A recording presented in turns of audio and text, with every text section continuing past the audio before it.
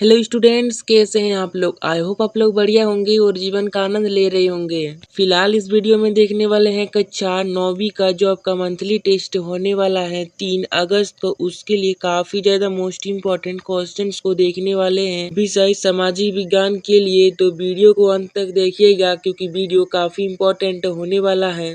और अगर चैनल पर नए हैं तो वीडियो को लाइक करके चैनल को सब्सक्राइब जरूर कर लीजिए क्योंकि इसी तरह की इम्पोर्टेंट वीडियो चैनल के माध्यम से मिलते रहेंगे। साथ ही अपने उन सभी साथियों के साथ शेयर कर दीजिए जो अभी क्लास 10th में हैं। तो चलिए दोस्तों, बिना समय गवाए शुरू करते हैं आज की इस वीडियो को और देखते हैं आपके टेस्ट में किस तरह क्वेश्चंस आएंगे। तो देखिए दोस्तों, सबसे पहला क्वेश्चन जो कि काफी इम्पोर्टेंट दिया गया है, रूस में सामूहिक खेती कार्यक्रम किसने शुरू किया था। तो दोस्तों, रूस में सामूहिक खेती शुरू किया था स्टालिन ने। कौन किया था?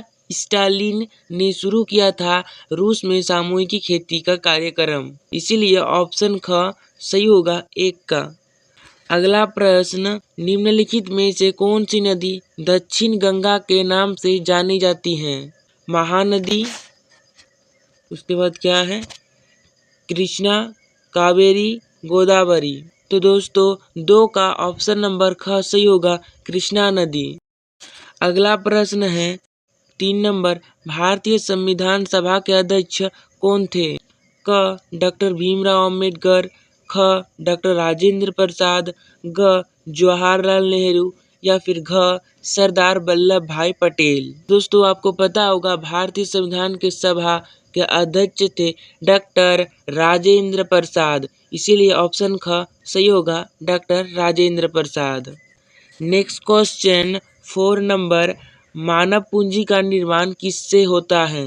केवल शिक्षा से, केवल स्वास्थ्य से, शिक्षा, प्रशिक्षण और स्वास्थ्य तीनों से, केवल धन संचय से।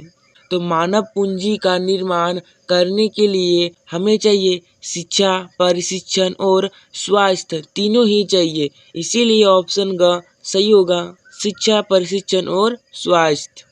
नेक्स्ट क्वेश्चन, खूनी रविवार की घटना रूस में किस वर्ष हुई थी। क 1905, ख 1917, ग 1900 और घ 1929। तो खूनी रविवार की घटना हुई थी 1905 में। कब हुई थी? 1905 में।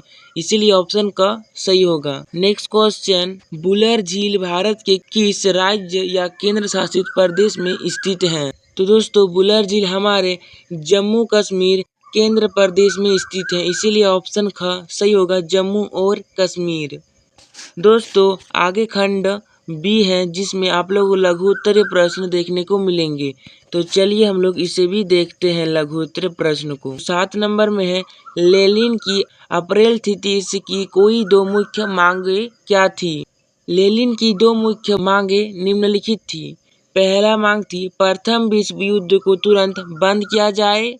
दूसरा मांग थी सारी जमीन किसानों के हवाले की जाए और बैंकों का राष्ट्रीयकरण हो। नेक्स्ट क्वेश्चन है 8 नंबर। क्या है 8 नंबर दोस्तों? हिमालय की नदियों और प्रायद्वीपीय नदियों में कोई 2 अंतर स्पष्ट करें। मुख्य अंतर इस प्रकार है। हिमालय की नदियाँ ये 12मासी होती हैं क्योंकि इन्हें बर्फ पिघलने और बारिश दोनों से पानी मिलता है। जैसे गंगा 12मासी का अर्थ होता है 12 महीना। जो 12 महीना नदियाँ बहती हैं उसे 12मासी नदी कहते हैं। दूसरा, प्रायद्वीपीय नदियाँ ये मौसमी होती हैं और इनका बहाव मुख्य रूप से वर्षा पर निर्भर करती हैं। जैसे गोदावरी मौसमी नदी का अर्थ होता है जो मौसम के अनुसार बहती हैं, जो वर्षा काल में बहेगी और बाकी महीनों में नहीं बहती हैं। इसीलिए इसे मौसमी नदियाँ कहती हैं। 9 नंबर है, संविधान किसे कहते हैं, इसका क्या मतलब है। तो चलिए इसका उत्तर देखते हैं। उत्तर होगा संविधान लिखित नियमों की एक ऐसी किताब है जिसे किसी देश में रहने वाले सभी लोग सामूहिक रूप से स्वीकार करते हैं। यह सरकार के अंगों का गठन, उनके अधिकार और नागरिकों के मौलिक अधिकारों को सुनिश्चित करता है। 10 नंबर है प्रच्छन्न बेरोजगारी से आप क्या समझते हैं। प्रच्छन्न बेरोजगारी यह वह स्थिति है जहां लोग नियोजित काम करते हुए तो दिखाई देते हैं लेकिन उनकी उत्पादकता शून्य होती है। उदाहरण के लिए यदि किसी खेत में केवल 3 लोगों की आवश्यकता है लेकिन वहां परिवार के 5 लोग काम कर रहे हैं तो वे 2 अतिरिक्त लोग प्रच्छन्न रूप से बेरोजगार हैं। दोस्तों, प्रच्छन्न बेरोजगारी ऐसी बेरोजगारी है जो काम करते हुए दिखाई देते हैं लेकिन उसका इनकम कुछ भी नहीं होता है। जैसे किसी खेत में अगर 3 लोगों का काम है लेकिन वहां पर पूरे परिवार लग जाता है और हालांकि गांव घर में ऐसा होता है तो जो अगर उनके घर में 5 परिवार है, पांचों लग गया तो 2 तो बेरोजगार हुए ना, 3 अपना काम कर रहे हो, 2 बेरोजगार हुए। इसलिए इसे क्या कहते हैं, प्रच्छन्न बेरोजगारी।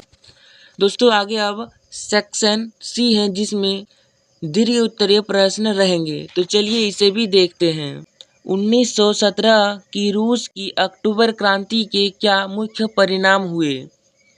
अक्टूबर क्रांति के 3 प्रमुख परिणाम निम्नलिखित थे।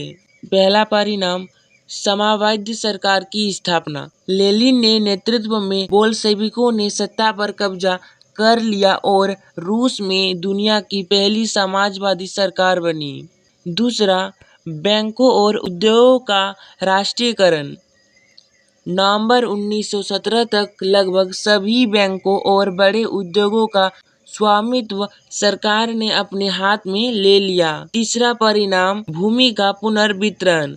जमीन को सामाजिक संपत्ति घोषित कर दिया गया और किसानों को नवाबों सामंतों की जमीनों पर कब्जा करने की खुली छूट दे दी गई। नेक्स्ट क्वेश्चन है, किसी देश के आर्थिक विकास में शिक्षा और स्वास्थ्य की भूमिका की व्याख्या करें। उत्तर, मानव संसाधन को मानव पूंजी में बदलने के लिए शिक्षा और स्वास्थ्य सबसे महत्वपूर्ण कारक हैं। पहला, उत्पादकता में वृद्धि। एक शिक्षित और प्रशिक्षित व्यक्ति आधुनिक तकनीकों को आसानी से सीख सकता है जिससे श्रम उत्पादकता बढ़ती है। दूसरा है बेहतर जीवन स्तर।